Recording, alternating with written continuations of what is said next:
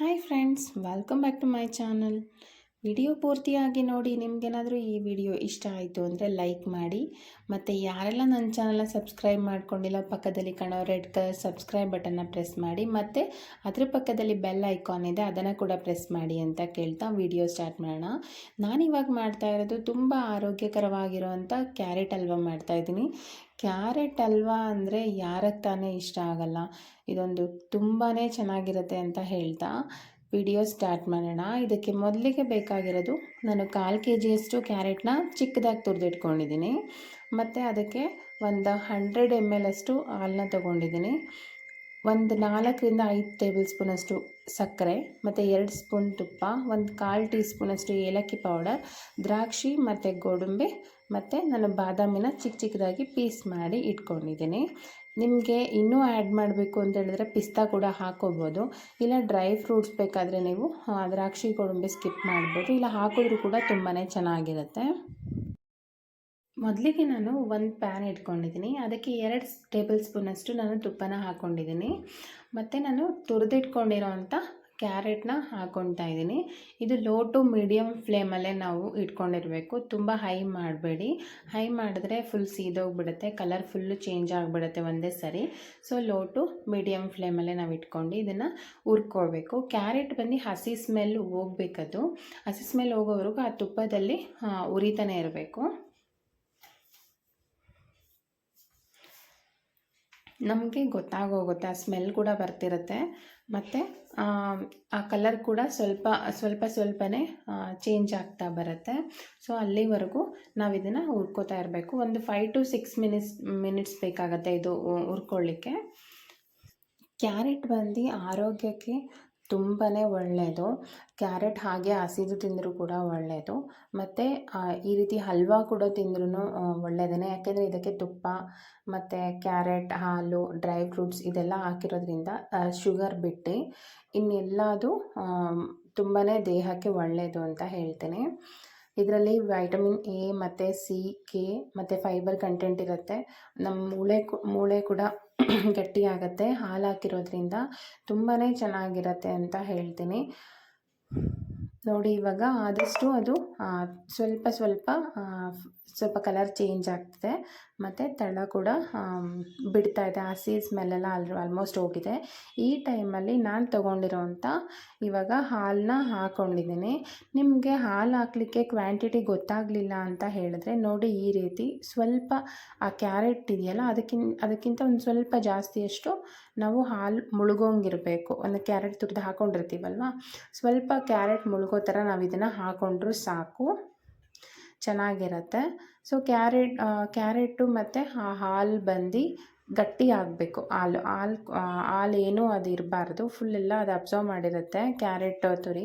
So ಅಲ್ಲಿವರೆಗೂ ನಾವು ಇದನ್ನು ಲೋ ಟು ಮೀಡಿಯಮ್ ಫ್ಲೇಮಲ್ಲೇ ನಾವು ಇದನ್ನು ಫ್ರೈ ಮಾಡಬೇಕು.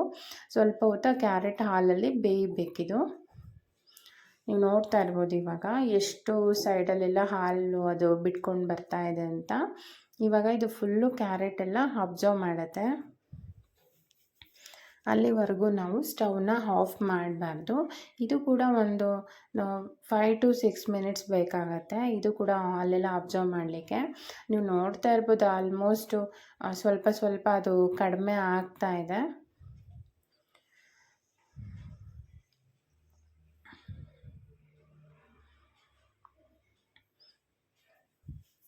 ಫುಲ್ಲು ನಾವು ಫುಲ್ಲೆಲ್ಲ ಅದು ಅಬ್ಸರ್ವ್ ಮಾಡೋವರೆಗೂ ನಾವು ಇದನ್ನು ಫ್ರೈ ಮಾಡ್ತಾನೆ ಇರಬೇಕು. ಅದು ಹಾಲಲ್ಲೇ ಆ ಕ್ಯಾರೆಟ್ ಬಂದು ಚೆನ್ನಾಗಿ ಕುದ್ದಿರಬೇಕು. ಅಲ್ಲಿವರೆಗೂ ನಾವು ಇದನ್ನು ಫ್ರೈ ಮಾಡ್ತಾನೆ ಇರಬೇಕು. ನೋಡಿ, ಇವಾಗ ಸ್ವಲ್ಪ ಕೂಡ ಹಾಲು ಬಿಟ್ಕೋತಾ ಇಲ್ಲ, ನೀವು ನೋಡ್ತಾ ಇರ್ಬೋದು. ಇಷ್ಟು ಮಾಡಿಕೊಂಡ್ರೆ ಸಾಕು. ಈ ರೀತಿಯಾಗಿ ಕ್ಯಾರೆಟ್ ಇರಬೇಕು. ಈ ರೀತಿಯೇ ಸ್ಟೆಪ್ ಬೈ ಸ್ಟೆಪ್ ಈ ರೀತಿಯೇ ನಾವು ಮಾಡಿಕೊಂಡ್ರೆ ಕ್ಯಾರೆಟ್ ಹಲ್ವಾ ಸಖತ್ತಾಗಿ ಬರುತ್ತೆ. ಇವಾಗ ನಾನು ತೊಗೊಂಡಿರೋವಂಥ 4 to 5 ಟೇಬಲ್ ಸ್ಪೂನಷ್ಟು ನಾನು ಸಕ್ಕರೆನ ಹಾಕ್ಕೊಂಡಿದ್ದೀನಿ. ಶುಗರ್ ಜಾಸ್ತಿ ಬೇಕು ಅಂದರೆ 5 ಟೇಬಲ್ ಸ್ಪೂನಷ್ಟು ಹಾಕ್ಕೊಳ್ಳಿ. 1/4 kg ಕ್ಯಾರೆಟ್ಗೆ. ಶುಗರ್ ಜಾಸ್ತಿ ಬೇಡ ಅಂತ ಹೇಳಿದ್ರೆ ಒಂದು 3 to 4 ಟೇಬಲ್ ಸ್ಪೂನಷ್ಟು ಹಾಕ್ಕೊಳ್ಳಿ, ಸಾಕು, ಚೆನ್ನಾಗಿರುತ್ತೆ. ತುಂಬ ಸ್ವೀಟ್ ಆಯಿತು ಅಂತ ಹೇಳಿದ್ರು ತಿನ್ನಲಿಕ್ಕಾಗಲ್ಲ. ಈ ರೀತಿಯಾಗಿ ಶುಗರ್ ಹಾಕಿದ್ಮೇಲೆ ಫುಲ್ ಅದು ನೀರೆಲ್ಲ ಬಿಟ್ಕೋತಾ ಇರುತ್ತೆ, ಯಾಕೆಂದರೆ ಶುಗರ್ ಕರಗತ್ತಲ್ವ, ಸೊ ನೀರೆಲ್ಲ ಬಿಟ್ಕೋತಾ ಇರುತ್ತೆ. ನಾವು ಫ್ರೈ ಮಾಡ್ತಾನೆ ಇರಬೇಕು. ಫುಲ್ ಅದು ಮಾಡುತ್ತೆ ಅಬ್ಸರ್ವ್. ಇವಾಗ ಇದಕ್ಕೆ ನಾನು 1/4 ಟೇಬಲ್ ಸ್ಪೂನಷ್ಟು ನಾನು ಏಲಕ್ಕಿ ಪೌಡರ್ ತೊಗೊಂಡಿದ್ನಲ್ಲ ಅದನ್ನು ಹಾಕ್ಕೊಂಡಿದ್ದೀನಿ. ಮತ್ತು ನಾನು ಬಾದಾಮಿ ಪೀಸ್ ಮಾಡಿ ಇಟ್ಕೊಂಡಿದ್ನಲ್ಲ ಅದನ್ನು ಕೂಡ ಹಾಕ್ಕೊಂಡಿದ್ದೀನಿ. ಏಲಕ್ಕಿ ಪೌಡರ್ ಇಲ್ಲ ಅಂತ ಹೇಳಿದ್ರೆ ಏಲಕ್ಕಿನ ಜಜ್ಜಿಬಿಟ್ಟಾದರೂ ಹಾಕ್ಕೊಳ್ಳಿ, 1 ರಿಂದ 2 ಏಲಕ್ಕಿ, ಫ್ಲೇವರ್ ಚೆನ್ನಾಗಿರುತ್ತೆ.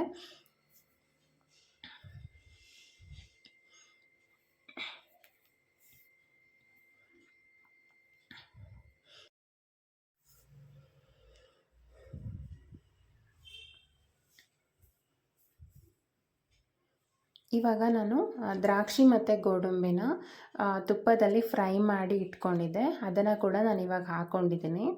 ನಿಮಗೆ ದ್ರಾಕ್ಷಿ ಗೋಡಂಬಿ ಸ್ವಲ್ಪ ಜಾಸ್ತಿ ಫ್ರೈ ಆಗಬೇಕು ಅಂತ ಹೇಳಿದ್ರೆ, ಫ್ರೈ ಮಾಡಿ ಅದು ಚೆನ್ನಾಗಿ ಸ್ವಲ್ಪ ಬೆಂದಿರಬೇಕು ಅಂತ ಹೇಳಿದ್ರೆ ಇದಕ್ಕಿಂತ ಮುಂಚೆ ಕೂಡ ಹಾಕ್ಕೋಬೋದು, ಬಟ್ ಇದನ್ನು ಲಾಸ್ಟಲ್ಲಿ ಕೂಡ ಹಾಕ್ಕೋಬೋದು. ನಾನು ಇವಾಗ ಲಾಸ್ಟಲ್ಲಿ ಹಾಕ್ಕೊಂಡಿದ್ದೀನಿ. ನೋಡಿ, ಇವಾಗ ನಮ್ಮ ಕ್ಯಾರೆಟ್ ಹಲ್ವಾ ರೆಡಿ ಆಗಿದೆ. ಇಷ್ಟ ಆದರೆ ಸಾಕು, ತುಂಬಾ ಚೆನ್ನಾಗಿರುತ್ತೆ. ಅದು ಮಾಡುವಾಗಲೇ ಆ ಸ್ಮೆಲ್ಗೆ ತುಂಬಾ ಅಂದರೆ ತುಂಬ ಚೆನ್ನಾಗಿರುತ್ತೆ. ಅಷ್ಟು ಚೆನ್ನಾಗಿ ಅನಿಸುತ್ತೆ ಇದು ಮಾಡ್ತಾಯಿದ್ರೆ. ಇವಾಗ ನಾನು ಇದನ್ನು ಸರ್ವ್ ಮಾಡ್ಕೋತಾ ಇದ್ದೀನಿ.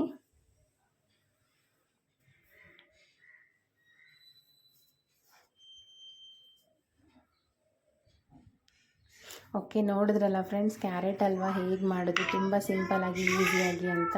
ನಿಮಗೇನಾದರೂ ಈ ವಿಡಿಯೋ ಇಷ್ಟ ಆದರೆ ಒಂದು ಲೈಕ್ ಮಾಡೋದನ್ನು ಮರಿಬೇಡಿ. ನೀವು ಲೈಕ್ ಮಾಡೋದ್ರಿಂದ ನನಗೆ ಮುಂದಿನ ವಿಡಿಯೋ ಹಾಕಲಿಕ್ಕೆ ನನಗೆ ಖುಷಿ ಅನಿಸುತ್ತೆ.